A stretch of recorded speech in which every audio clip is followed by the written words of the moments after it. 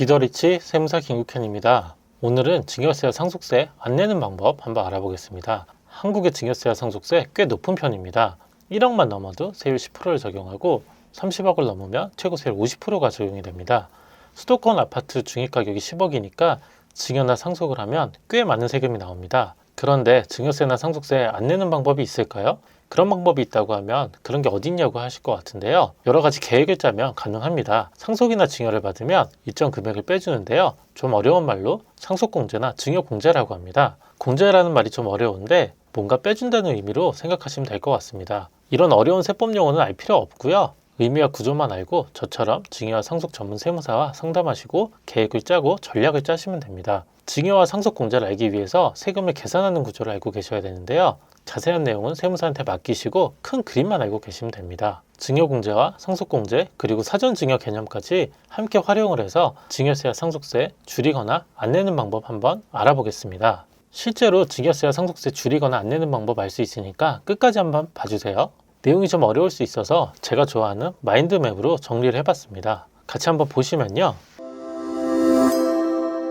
그래서 우선 상속세 구조부터 한번 보겠습니다. 상속세 구조 보시면 우선 상속은 사망을 하면 배우자와 자녀들이 돌아가신 분의 재산을 받는 겁니다. 돌아가신 분은 피상속인이라고 부르고요. 재산을 받는 사람들은 상속인이라고 부릅니다. 세법은 이런 용어가 좀 어려운데요. 저도 헷갈려서 상속인 앞에 피를 흘리고 돌아가신 분이 피상속인 이렇게 외우긴 합니다. 중요한 건 아니고요. 상속세를 계산할 때 우선 사망한 피상속인의 재산을 모두 모아보고요. 부동산, 은행계좌, 주식, 회원권 이런 게 있으면 모두 한번 모아봅니다. 모은 다음에 사전증여라는 것을 한번 합쳐보는데요. 배우자나 자녀에게 돌아가신 날 기준으로 10년 전까지 증여한 재산이 있으면 합칩니다. 이런 걸 사전증여 재산이라고 그러고요. 사전증여 재산을 모으는 이유는 상속재산을 줄이기 위해서 미리 증여하는 것을 막기 위해서 포함을 합니다. 사전 증여에 대해서 또 드릴 말씀이 많아서 다른 영상으로 또 준비해 보겠습니다.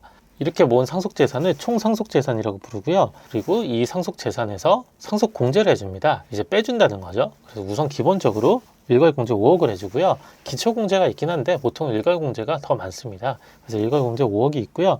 배우자가 있는 경우 최소 5억, 최대 30억까지 받을 수 있습니다. 간혹 배우자 공제 잘못 생각하시는 경우도 있는데요. 배우자가 있으면 30억까지 세금 안 나온다고 생각하시는데 그렇지는 않습니다. 배우자 공제 한도가 있고요. 어떻게 상속을 받았느냐에 따라서 공제가 많이 틀리거든요.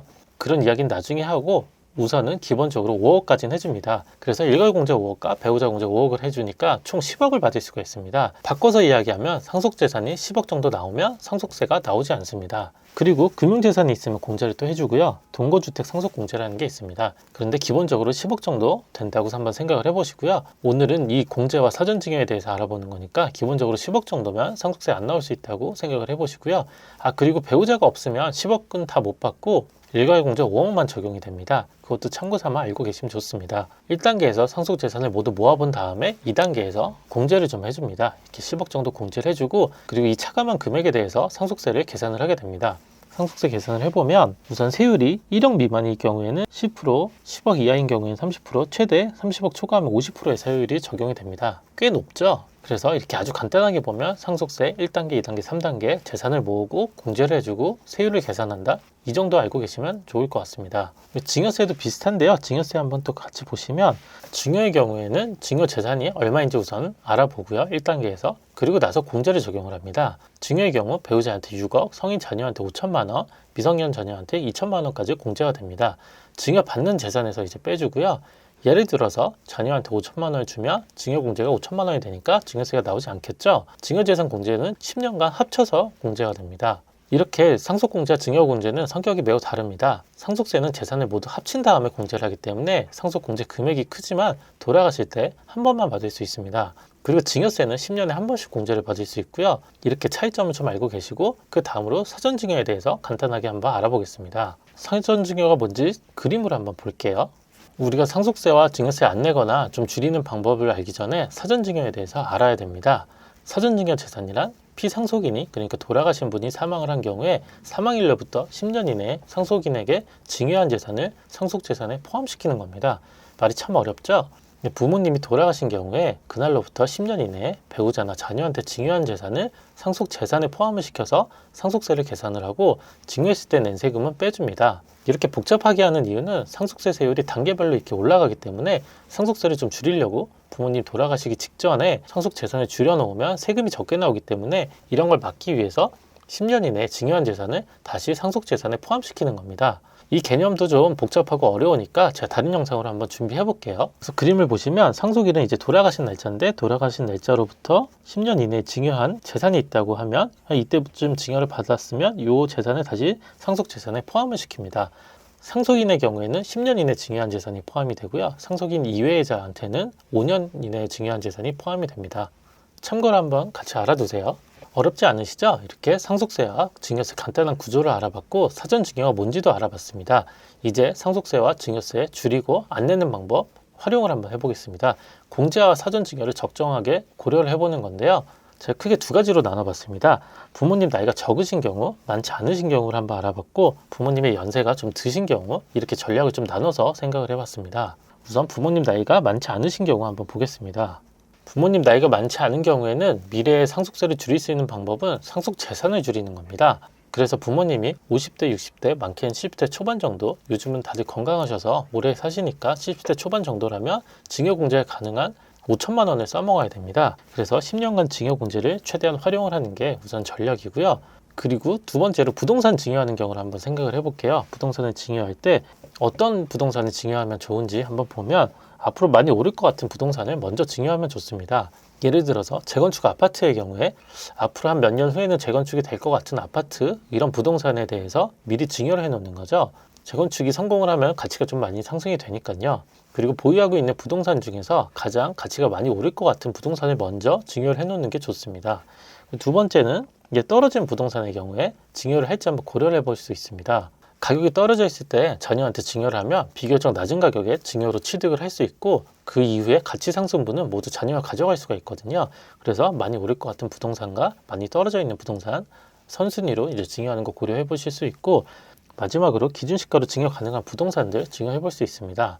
아파트의 경우에는 매매 시세가 형성이 돼 있어서 어렵겠지만 구분상가나 꼬마 빌딩의 경우에는 기준시가로 증여가 가능한 경우가 있습니다. 꼬마 빌딩의 경우에는 기준시가로 증여를 하는 경우에 국세청에서 감정평가 금액으로 재산정할 수 있긴 한데요.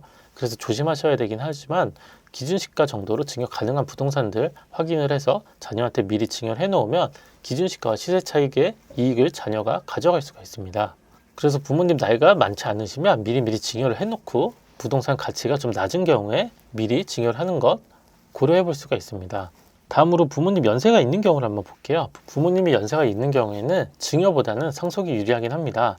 상속공제는 배우자가 있는 경우에 기본적으로 10억을 받을 수 있으니까 증여보다는 상속세가 훨씬 더 적게 나오거든요. 지금 증여를 하더라도 나중에 또 상속세에 포함이 되니까 사전증여 때문에 그래서 증여보다는 상속이 좀 유리하긴 합니다. 그래서 지금 증여받는 것보다 나중에 상속받을 때 재산을 어떻게 분할할지 고려해 보시는 게 더 좋습니다. 그래서 일괄공제 10억을 활용하면 되고요. 그리고 연대납세 의무라는 게 있습니다. 연대납세 의무는 뭐냐면 상속을 받으면 상속세가 나오는데 상속인 중에 세금을 누가 내더라도 세무서에서는 상관하지 않습니다. 예를 들어서 아버지가 돌아가셨는데 배우자와 자녀가 남아있으면 대부분의 재산을 자녀가 가져갔는데 세금은 배우자, 어머니가 다 낼 수가 있습니다. 이런 걸 좀 활용을 해서 재산을 어떻게 분배할지 전략을 짜면 좋습니다. 연대납세도 여러 가지 절세 방법이 있어서 다른 영상으로 설명드리겠습니다. 그런데 연세가 많은데도 상속보다는 증여를 해야 되는 경우가 있습니다. 예를 들어서 갑자기 좀 오를 것 같은 부동산이 있다면 지금 당장 세금이 나와서 나중에 상속세에 포함이 되더라도 지금 증여를 해놓는 게 좋습니다. 증여를 하면 지금 부동산이 오르기 전에 증여 가격으로 한번 픽스가 되거든요. 증여할 때 5억이었는데 나중에 돌아가실 때 이 재산이 10억이 된다고 하면 그때 사전증여 재산으로 5억이 포함되고 나중에 오른 가격으로 포함되지는 않거든요. 결국에 오르기 전에 증여를 하면 사전증여 재산으로 부동산이 포함이 되더라도 오르기 전 부동산 가격으로 상속 재산이 포함이 됩니다. 그래서 몇 년 이내로 부동산이 많이 오를 것 같으면 부동산이 오르기 전에 빨리 증여를 해놓으면 좋습니다. 그러니까 여러 가지 부동산 전략을 한번 짜보셔야 되겠죠. 그리고 두 번째는 재산 분리를 해야 되는 경우가 있습니다. 저도 상속세 신고 많이 해보면 그 상속인들 간에 분쟁이 생기는 경우가 꽤 있거든요. 그런 경우에 상속 재산 분할이 좀 어려워서 세금이 많이 나오더라도 상속 재산을 미리 분할을 해서 증여를 해버리는 경우입니다. 증여를 하면 당장 세금이 나오긴 하는데 나중에 돌아가시고 나서 분쟁을 좀 줄일 수는 있거든요. 하지만 지금 분할을 해도 나중에 유류분 청구 대상이 될 수는 있습니다. 그렇더라도 미리 증여를 해놓으면 해결은 잘 되더라고요. 이렇게 부모님 연세가 적은 경우와 많은 경우로 좀 나눠서 상속세 공제와 사전증여 어떻게 적용을 해야 되는지 한번 알아봤습니다. 그래서 전체적으로 보시면 상속공제 10억 어떻게 활용을 하고 증여공제 활용을 해서 사전증여와 함께 고려를 해서 연세가 적은 경우와 많은 경우 한번 알아봤고요. 그런데 실제로 세금 계산을 해보려면 상담을 꼭 받으셔야 됩니다. 계산을 해보시고 어떤 게 좋은지 계획을 짜고 전략을 짜셔야 되거든요. 증여와 상속 전문 세무사 꼭 상담 한번 해보세요. 친한 세무사 없으면 저한테 연락 주셔도 좋고요. 구독과 좋아요, 알림 설정도 해주세요.